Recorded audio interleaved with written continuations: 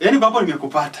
Lakini sasa kuna wale ambao wanasema mimi siwezi kufanya collab na Diamond kwa sababu ataniibia nyota yangu. Vipi hapo?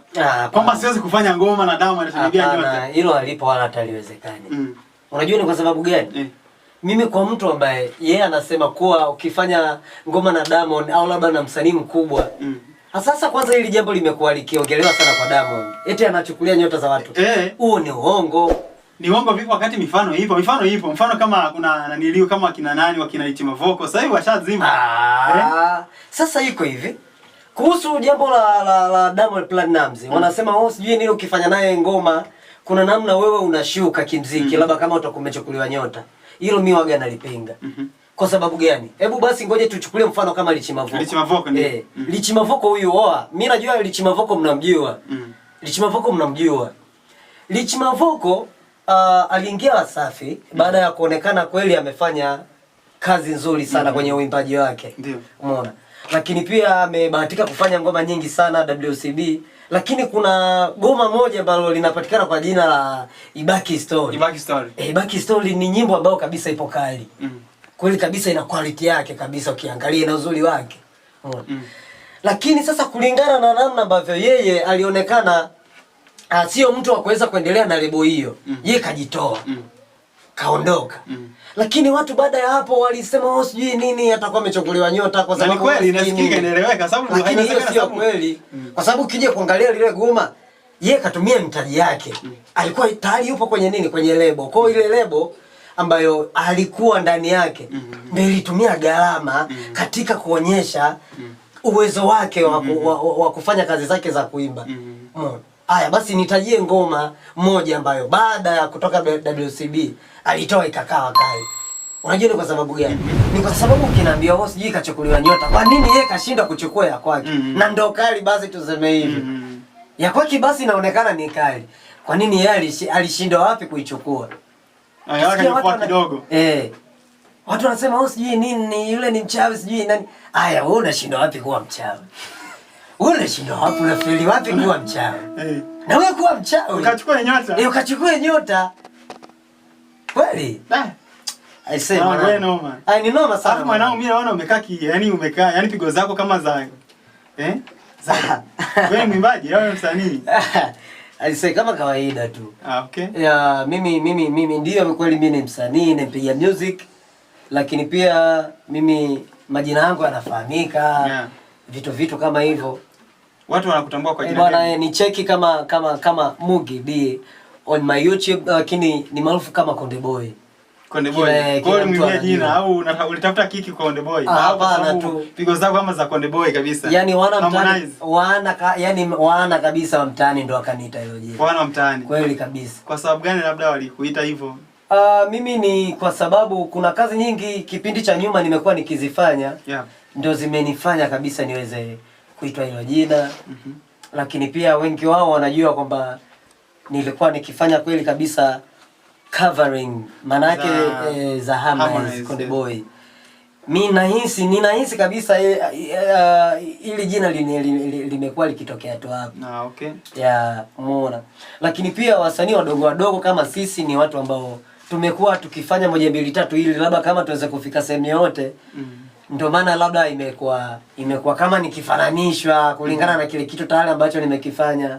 Okay. Ndio vitu kama hivyo. Walivyokuita hilo jina la Konde Boy na Konde Boy tayari yupo na anajulikana ni mtu maarufu sana. Wewe ulijisikiaje? Mimi wana tu kuniita hilo jina kweli nimejisikia niko vizuri sana.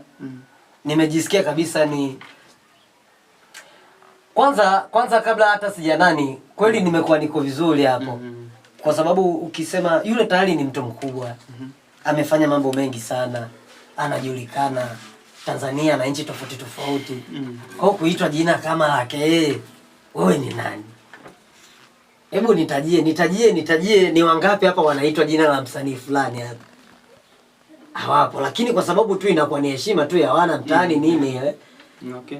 Ndio imetokana basi fresh Mugidi. Hebu achia kapera moja hata wimbo mmoja wa Diamond na nilio Harmonize wa Konde Boy. Akusikia ngalau. Unajua hii Nyangamidi au inafikaga mbali.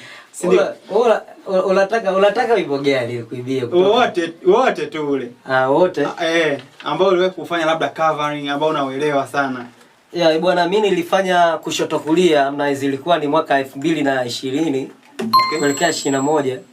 Kwa hiyo kuna vipande vingi sana na vikumbuka kwenye wimbo, lakini naenda kuimba kipande kimoja kwa sababu sisi nikaimba nyimbo wimbo wote. Unaweza ukaimba ukiwa unapiga gitaa? Hapana, tu naweza nikapiga tu hivi hivi yani. Na hili kwa nini kwa? Na? Ulikuwa unajifunza au bado? Kupiga gitaa? Kupiga gitaa. Bado najifunza, lakini kuna sehemu sijafikia. Okay. Lakini kuna namna fulani. Yes. Yeah. Nyaga Media, take away now. Is a time. Oh, Samina